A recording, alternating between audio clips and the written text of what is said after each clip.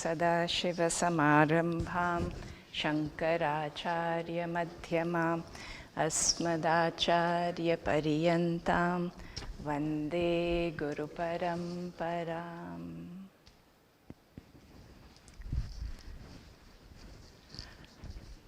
Om Ganganapataye Namaha. Om Shri Radha Krishnaya Namaha. Om Shri Dakshinamurtaye Namaha.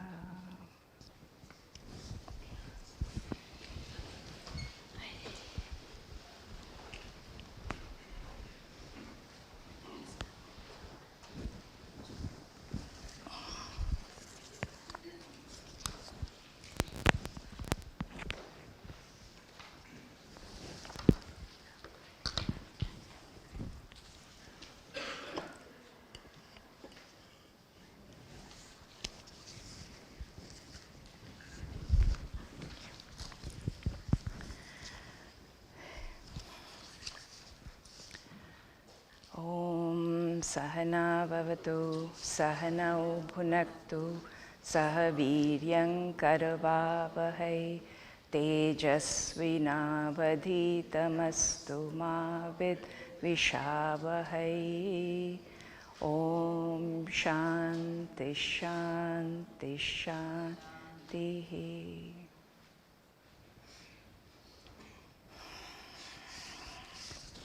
Welcome back, everyone. Volume okay at the back? Volume okay? I love it. I'll do it here. Okay, hopefully that is better. Welcome to those who are attending in person, and also welcome to those watching later. Finally, I remembered to include them in the welcome. So we are almost, we are at the end of the text, and we should finish it today. Let's see, let's hope we finish it today. So, Kakhalu nalang kriyate, drishta drishtartha sadhana patiyan, Drishtartha sadhana patiyan amuya kanthastitaya Prashnottara Ratnamalikaya Ko brahmanairupasya Gayatryarkagnigochara shambhuhu Gayatryarkagnigochara shambhuhu Gayatryam adityecha Agnau shambhaucha Kimnu Tattatvam Pratyaksha Devataka Mata Pujyo Guruschakaha Tataha Kasarva Devatatma Vidyakarmanvito Vipraha Kaschakkulakshaya hetuhu Santapas sajjaneshu yokari Kesham amoghavachanam Yecha punasatyam Mauna shamashilaha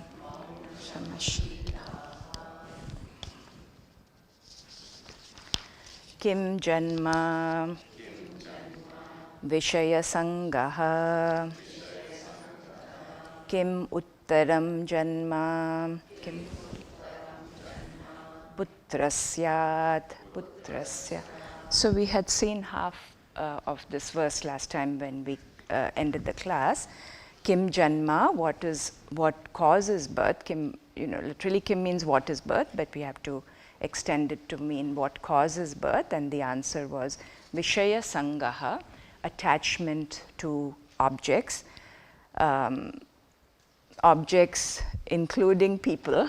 People are also objects, including pets. So basically, we saw in the last class that what causes us to be born is we saw the fundamental cause, fundamental or the root of what causes us to be born is ignorance, ignorance of our true fullness, of our true nature, because of which we think something outside will make us happy. We have all these raga, dveshas, we have kamas, we have desires. We have desires because we are thinking that our happiness lies in something out there. Out there can be a house, a car, a person, a child, a grandchild, eating a nice meal, whatever you have a desire for. Of course, it's not a bad thing to have desires. It's a normal human condition. But if you think that that desire is going to make you happy permanently, of course, when you have a nice meal, you get happy. Or if you cook a nice meal, or if you buy that nice fancy car.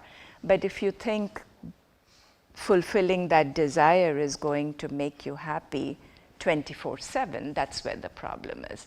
So because of our fundamental ignorance of our true nature, we look outside to fulfill all these desires, and then when this desire arises to buy a new home, it's not like Aladdin's magic lamp, right? You just rub a lamp and you're in a new home. You have to put a lot of effort, you have to do action, you have to do karma to be able to fulfill that desire. So this cycle of avidya, ignorance, kama, desires, and karma, action, leads to, when you do these actions, we've seen in many classes, the unseen results of the actions are pending, and that gets in that's a prarabdha that you get because of being born into this life. Actually, not because of, you're born into this human life because of the prarabdha, accumulation of all these unseen pending results from many, many prior actions that are done in this life and many lives before. And the verse continues, Kim Uttaram Janma. What is the next birth for a person? And the answer is Putraha Syat. It is one's son. That is, the subsequent progeny is the next birth for a person. Technically, if you understand the doctrine of law of karma and free will correctly, technically this is not quite correct, because according to the law of karma and free will, if we have infinite prior lifetimes, we have infinite prior unfructified karma, and that can give to an infinite form of life. There is no guarantee that we're going to be born as a human being in the next life. We could be born as a cockroach or a mosquito. So in this verse, the answer is not given in the sense of the law of karma per se, but it's rather given in a somewhat practical or societal context. And the term that is often used is Atma-ja. Ja meaning to be born Atma from oneself, born of oneself. And there's a mantra in the Rig Veda which says, which you may have heard, Ayam Atma Putra Nama. Ayam Atma, this very self is Putra Nama, is named son, quote unquote son. So it suggests that the child is not separate, the child or the progeny, that is the next generation, the next birth, is not separate from the entire creation, but rather it's an extension of the parents' Atma, in the sense the parents' physical essence, parents' own essence, Atma. And symbolically, there is a reason for why one son is considered to be the next birth, because the son is supposed to carry out the final rituals for the father and fulfill all the father's debt. There is a very, Hinduism has many samskaras. I think there are about 40 samskaras, 40 recommended rituals that one has to do prior to even birth. So when the baby is in the mother's womb, prior to being born, there are some samskaras that the mother has to, there are some samskaras that the parents have to do. And then the last samskara is the one that done at death. Of course, we don't do that. It'll be really funny if you're lying on that funeral pyre and suddenly you wake up to do your samskara. I think it'll freak everybody out. So we don't do that final ritual, but usually it's the oldest son in the family that is supposed to do that ritual. And many times if there is no son, if there is no male child, the daughter's husband does it, or a brother, a living brother would do it. And what about for people who don't have any children? There are periods throughout the calendar. I think there are two major periods in the Hindu calendar when you can do a ritual for the entire world. In the sense, the samskara, this ritual for like a shraddham, not quite a shraddham, but a ritual where you're remembering your ancestors. So anybody during that period in time, and I forget the name of that, anybody remember? Malaya Paksham. During that Malaya Paksham period, you can do a ritual for all the departed souls, for those who don't have children or for those who don't have sons. So these are, there are about 40 samskaras in the Hindu tradition, and I think about 16 of them are important. All are important, but probably 16 of them are more typically followed. And one of them is called a Jata Karma Samskara, which is done immediately after a baby is born, before even the umbilical cord is cut. And this is done by the father. There are mantras and prayers that are recited by the father as soon as the baby is born. And the mantra says, one of the major mantras says, Angat, Angat, Sambhavasi. So the father is talking to the newborn baby and says, you are born, Sambhavasi, you are born, Angat, Angat, from every limb of mine. Hridayat adhijayase. Adhijayase, you are born, Hridayat, from my own heart. Atma vai putra namasi. Atma vai, you are indeed my very self, putra namasi, with the name son. So that's what this verse is connecting to. And then the verse ends with Saha Jivaha Sharadaha Shatam. May you live 100 autumns. May you live for a very long time. And this is such a beautiful way to welcome a baby into this world by the father. And this is a samskara, a ritual that is prescribed in the Hindu tradition. So that's the sense of what is one subsequent birth is putraha, literally the next child that is born. And also putraha, son is given importance because in an agricultural, male-dominated ancient times, a son was, I hate to say this, a son was considered, quote unquote, more valuable than a daughter. I should not say that. So not according to the scriptures. It is the society, the cultural pollution, if you would like to call, if you can call that, cultural norm or cultural acceptance that came about many decades, many thousands of years later, after the Vedic times, that a son became more important, whereas a daughter is not. And that's a shame. A child is a child, whether it's a son or a daughter. Sometimes Ask some older parents who are like in their 80s and 90s now, if they have a daughter and a son, ask them who they are closer to, who takes care of them more. Most likely it's the daughter who is more, not always, but most likely it's a daughter who is more caring. Okay. Ko pariharyaha mrityuhu kutra padam vinyasecha kutra padam vinyasecha drikpute. So kaha apariharyaha. There is a typo missing in the PDF. There has to be a visarga after that, apariharyaha.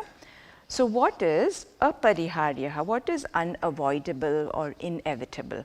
Answer is pretty simple, mrityuhu, death, and of course in this country taxes. That's unavoidable, inevitable.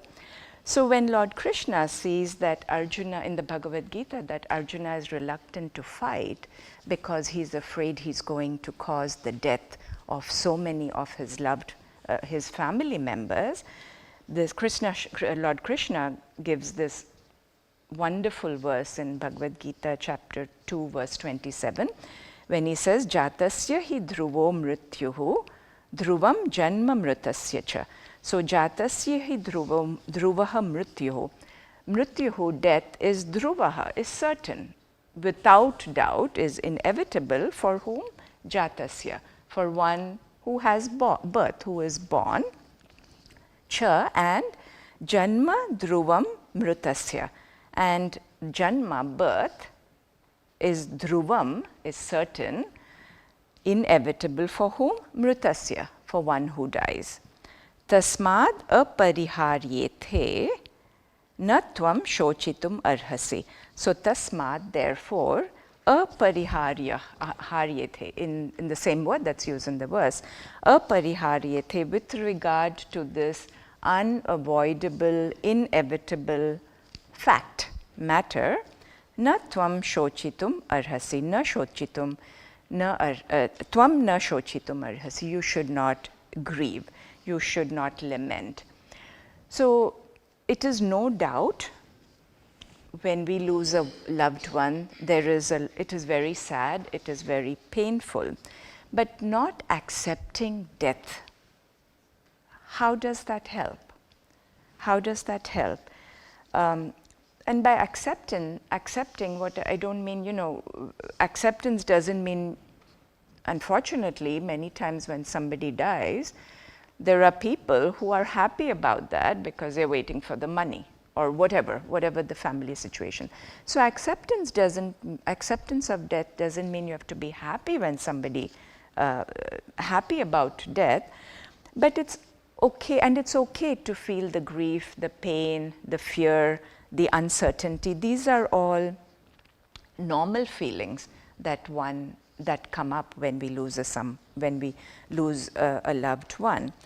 And also to recognize that these feelings are not linear. Many times it's unfortunate, if somebody has lost a loved one and 6 months later they're still feeling that loss, somebody will go up to them and say, hey, it's 6 months, get over it. That's really harsh, because grief and the feelings that come with grief do not follow a linear pattern. They're more like a pendulum. There will be days when you are okay after the loss of a loved one, and there'll be days when you're miserable. And that is the normal process of how grief works. And unfortunately, when you're feeling okay and say you laugh at a joke, the guilt comes. Many people, oh, I've just lost somebody. Can I be happy? Should I be happy about? You're not happy about the fact of the loss. It's just normal to laugh at a joke when you hear it. That's just such an instinctive reaction. So accepting the death of a loved one is not about getting over it, if somebody says get over it, but rather learning how to integrate that loss into your own day-to-day living, into your day-to-day life, so that you can start functioning in as much a normal way as you can. and by not accepting death as an inevitable fact or inevitable, unavoidable fact, it adds to the pain that you're already feeling. You're already going through the grief, and then not accepting some. So it's almost like saying, I don't accept that the sun is hot. Does that help? The sun is hot, it's a fact. The sun produces heat, it's a fact. Our loved ones die, it's a fact. We will die, it's a fact. So not accepting a fact doesn't really help. It's like, so if you are going through a period of grief, or if you know somebody going through a period of loss, maybe this metaphor, when they are ready, this metaphor of the sun being hot or anything that is very inevitable might help them overcome or pass through this phase easier. The next half, kutra padam vinyasecha, cha kutra, and where, vinyaset, where should one place what? Padam. Padam means a foot, and your feet, and the answer is drik pute. This is an odd answer. So drik means to see, drish comes from drish. So drik pute, and pu means to cleanse or to purify. So drik pute literally means in a place which is considered to be pure.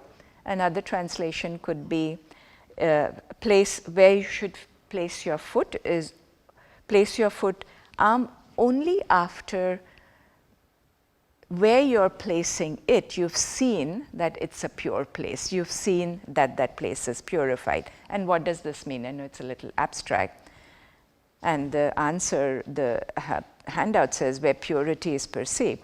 So metaphorically, what does it mean to place your foot where it is clean, or place your foot only after you've seen the purity of the place, is where are you going in life? Where are you going? Who are you going with? Where is life taking you? Towards purity, dharma, or towards impurity, adharma? In the Mahabharata, there is a famous section in the Vanaparva of a dialogue between Yudhishthira and Yaksha. Yaksha is a celestial being. The story goes that and some of you might know the story, the Pandava brothers, when they were in exile, they were wandering in the forest and they grew very thirsty. So one by one, each of the four brothers, Sahadeva, Nakula, Arjuna, and Bhima, go to look for water. They find a lake. Each of them come individually. They find a lake. And just as they're about to drink the water from the lake, a yaksha like a being, calls out to them and warns them, do not drink this water until you answer my questions. Each of these four brothers ignored the yaksha's voice, and they take the water and they drop dead. Finally, they drop dead not because, just to clarify, not because the water has some contamination, some deadly virus or bacteria in it, but they drop dead because that's the story. The yaksha has warned them. Finally, Yudhishthira, who's also known as Dharmaputra, stands for one who follows dharma. He's the eldest of the five brothers. He comes to the lake and sees his brothers lifeless, lying by the lake. And just connecting it to the prior verse, prior part of the verse, they're all dead. But he doesn't panic, he remains calm. And the yaksha again challenges him, answer my questions or you too will die, like those four who are lying on the ground. And in this dialogue, the yaksha asks over 100 questions. 100 questions on philosophy, duty, the world, and Yudhishthira answers them. He passes with flying colors. Finally, the yaksha asks him, who is the friend of the traveler? And Yudhishthira answers, Vidya mitram pravaseshu. So pravaseshu, in travel, vidya, knowledge, is the friend. Because when you travel, you kind of need to know where you're going. You need to have a little street smarts. Of course, nowadays you have to have your phone because everything is available on the phone. Put yourself back in decades, centuries ago. Then he says, what is the second question? Who is the friend of the householder? And Yudhishthira answers, Bharya mitram gruheshu cha. Gruheshu, in the house, Bharya, the wife, is a mitram, is a friend. And only you can decide in your own life whether that is true or not. I'm not going to comment on that. The third question the Yaksha asks is, who is the friend of the sick? And Yudhishthira answers, Vyadhitasya aushadham mitram. So Vyadhitasya, for one who is ill or sick. Aushadham, medicine or a doctor, is mitram, is a friend. And finally, the Yaksha asks, who is the only friend of the dying? And Yudhishthira answers, Dharmaha mitram mrutasya cha. And dharma is mitram, is the only friend, mrutasya, for the one who is dying or the one who is about to die at death. And then Yudhishthira explains further to the Yaksha, so when somebody dies, all the wealth is left behind. The family and friends, all the people, they can at the most follow your body to the cremation ground, but they'll get left behind too. Your own body gets cremated, it's burned, the fire consumes the body, so the body is gone as well. But he says only dharma, which means the punya, the merit, the unseen results that have not fructified, they kind of travel with you. So in the Puranic view, dharma is the only companion that goes along with you. And it connects to the prior half of the verse. So even when you are facing the inevitable challenge of death, which is mentioned in the first quarter of the verse, dharma is your friend. So living our lives, seeing where we are placing our foot, seeing whether we are keeping the vision of dharma foremost in our lives, is what this verse is implying. Kutra padam vinasyecha, where should you place your foot? Drikpute, where it will lead to purity, where it will lead to good actions, dharmic actions. Patram kim annadane kshudhitam korcho hi bhagavat avatara kascha bhagavan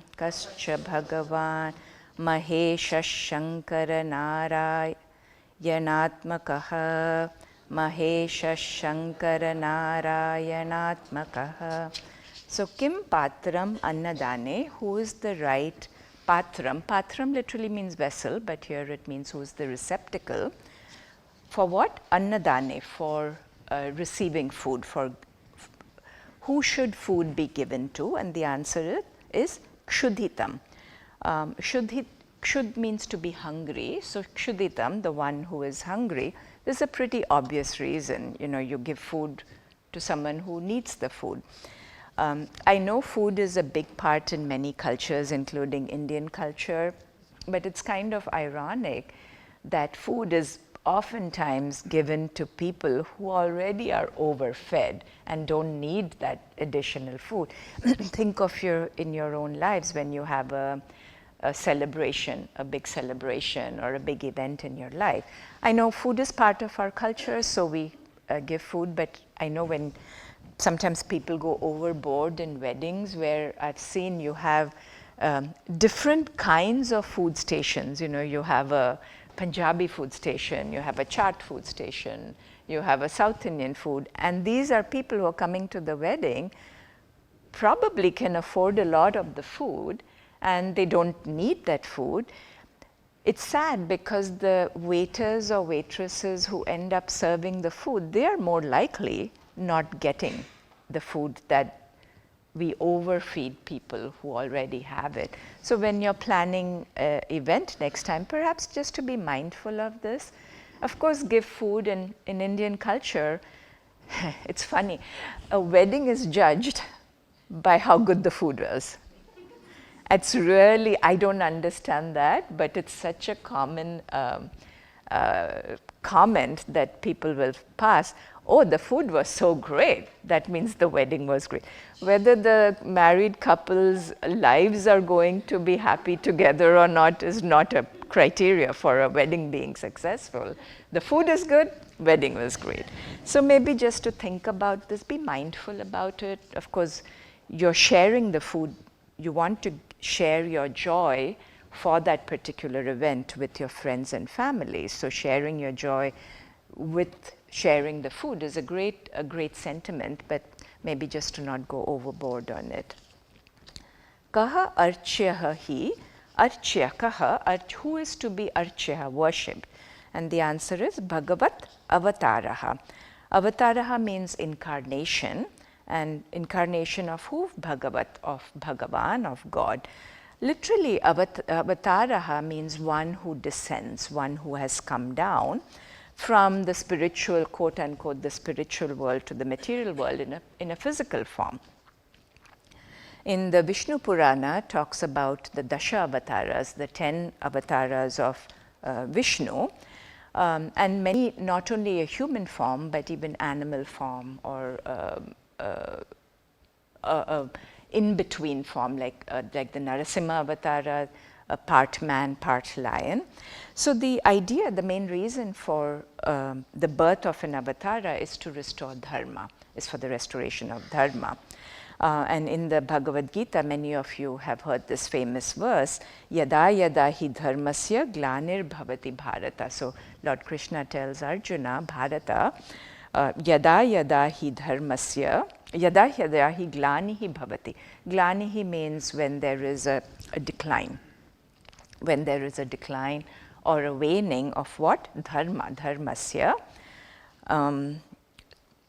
Abhyutanam adharmasya tadatmanam srajamyaham.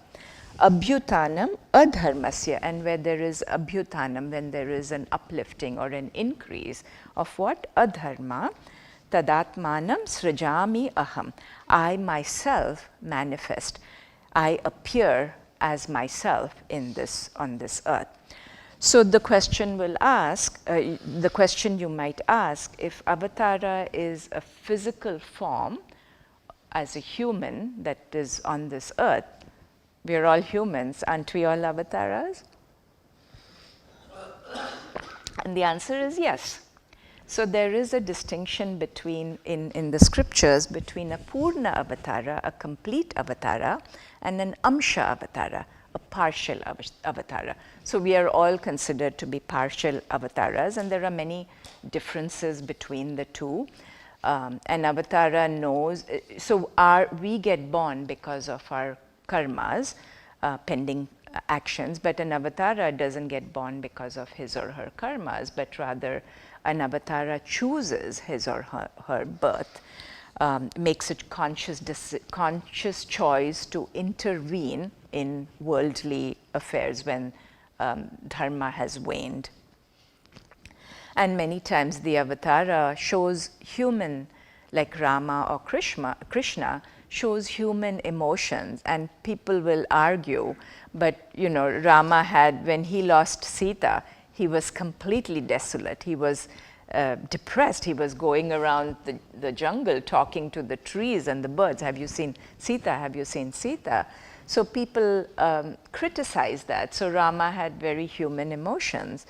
So how is he an avatara? And really the stories that are associated with these avatars, especially the story of Rama having human emotions, helps people connect to that form of the avatara. So if an avatara, if God as in the form of Rama can have a human emotion, then I'm okay. It's okay for me to have an emotion as well. Archyaha, kaha archyaha, so who is worshipped, an avatara like Rama. And kahacha Bhagavan, who is Bhagavan, who is God or Lord? And the answer is Mahesha, the highest Lord or the Supreme Lord, who is Shankara Narayana Atmakaha. Atmakaha, whose nature is or who is made up of, whose nature is composed of Shankara, Narayana, Shankara and Narayana, Shiva and Narayana. Atmaka, whose self is in Shiva and Narayana, and just taking two forms, but Shiva and Narayana represent all forms of gods. And the word Bhagavan comes from the word Bhagavat, the one who is possessed of bhagas, the one who is possessed of 6 bhagas, divine glories, of complete glories, divine glories in totality, like Aishwaryam, overlordship, like Viryam, like strength, like Dhanam, complete giving. So there are 6 qualities that Shad Bhagaha that are qualify Bhagavan. That's where Bhagavan gets that name. And we all have, because we are all avatars, we are all Amsha avatars, partial avatars, we all have these qualities, but we have them in limited measures, and that's what distinguishes a jiva from Bhagavan, an individual from God.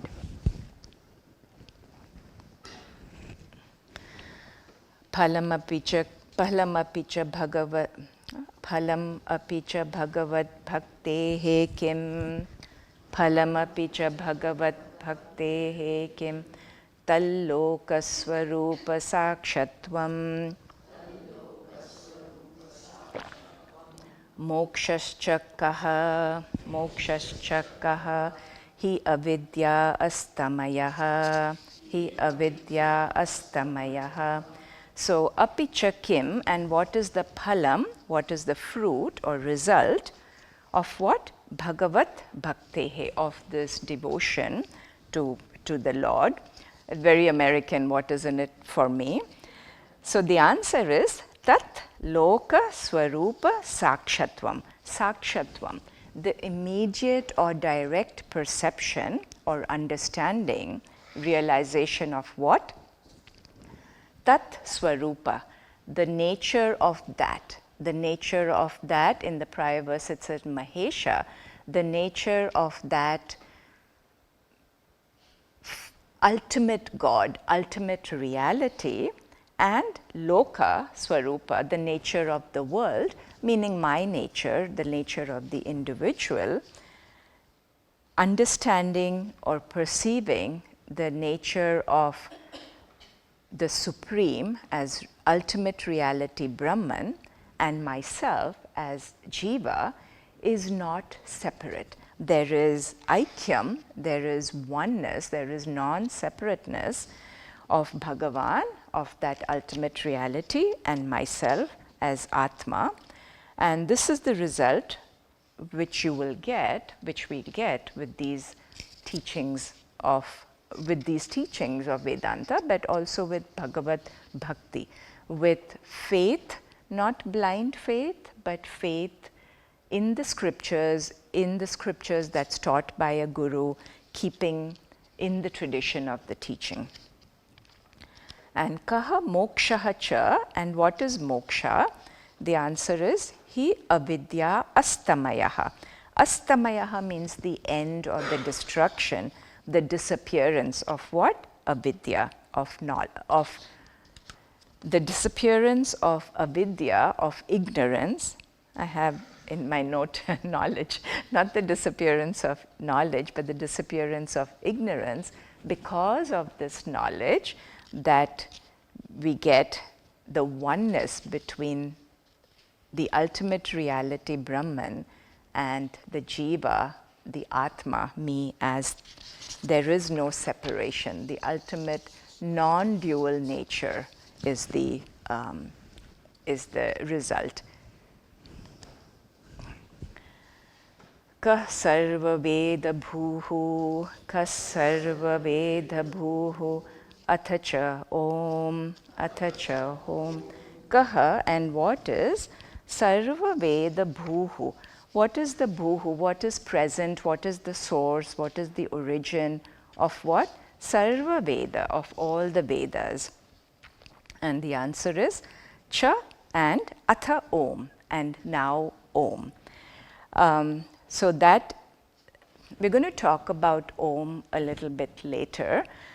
So usually every Vedic prayer begins with Atha Om, begins every Vedic mantra begins with Om and also ends with it. And we'll talk about that a little bit later.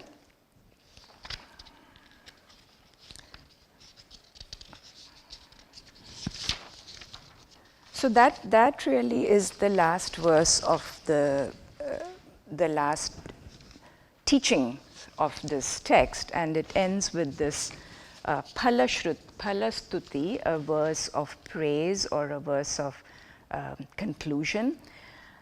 Ityesha kanthastha Prashnottara Ratnamalika yesham Prashnottara Ratnamalika yesham te mukta bharana iva vimalascha bhanti satsamajeshu vimalascha bhanti satsamajeshu. So iti esha, thus this meaning this text, this Prashnottara, this garland, Prashnottara Ratnamalika, kanthastha, which resides in the throat or in the neck.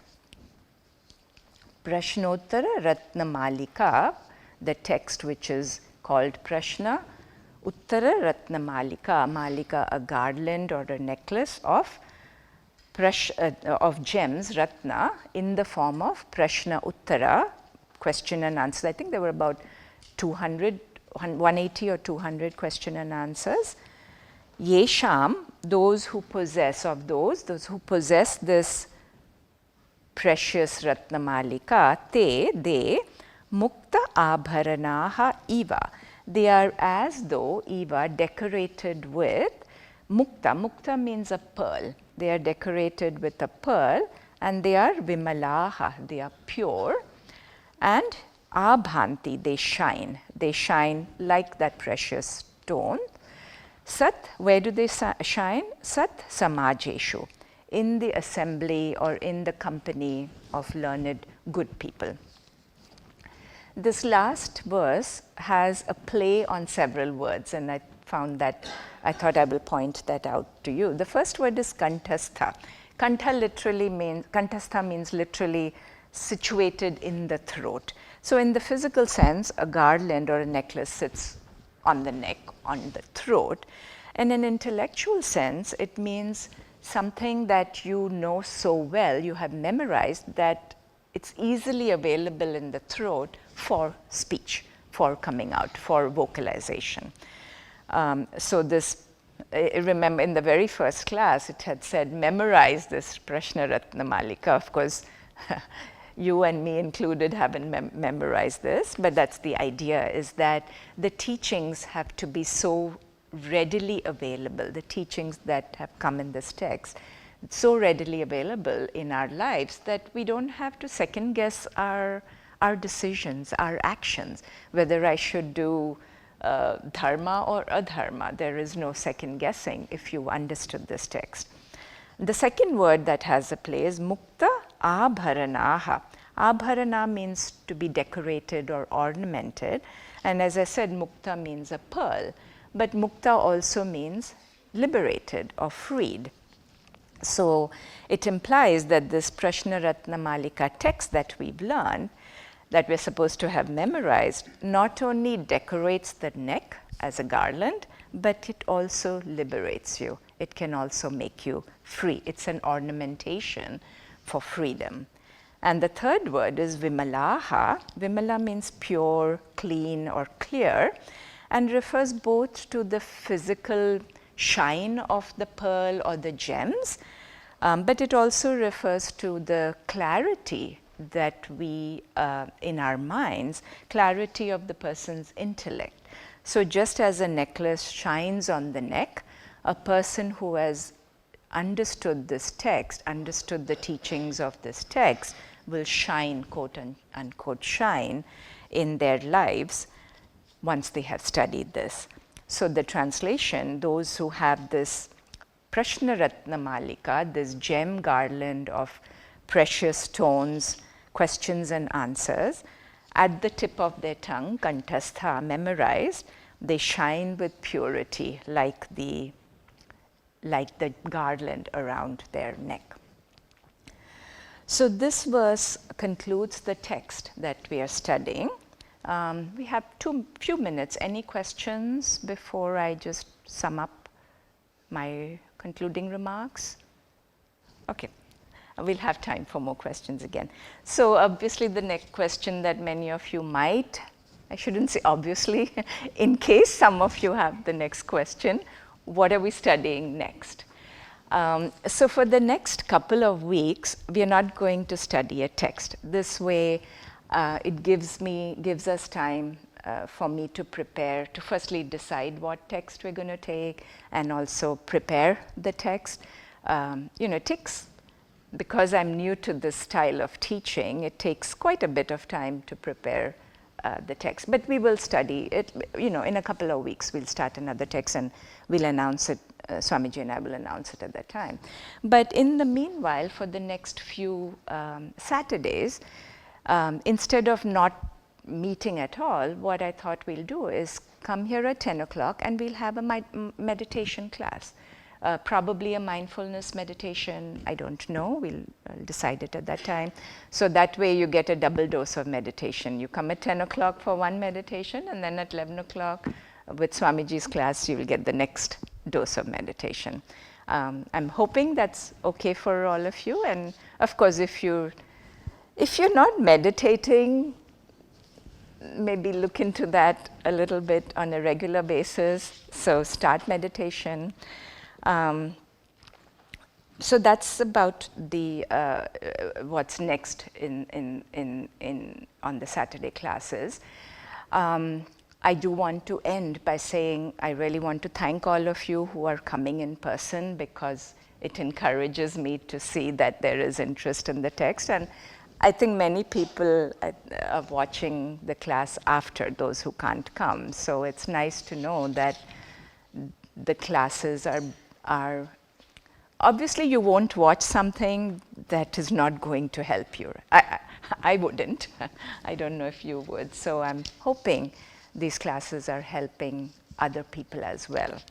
So with that, we'll end the class and take a short break.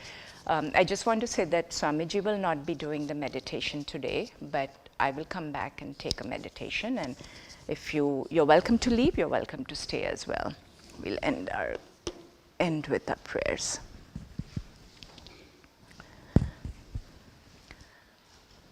Om Sarve Bhavantu Sukhinah, Sarve Santu Niramayah, Sarve Bhadrani Pashyantu, Ma Kaschid Dukha Bhag Bhavet, Asato Ma Satgamaya, Tamaso Ma Jyotirgamaya, Mrityorma Amritangamaya.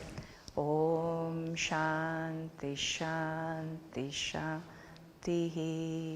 Harihi Om Shri Gurubhyo Namaha.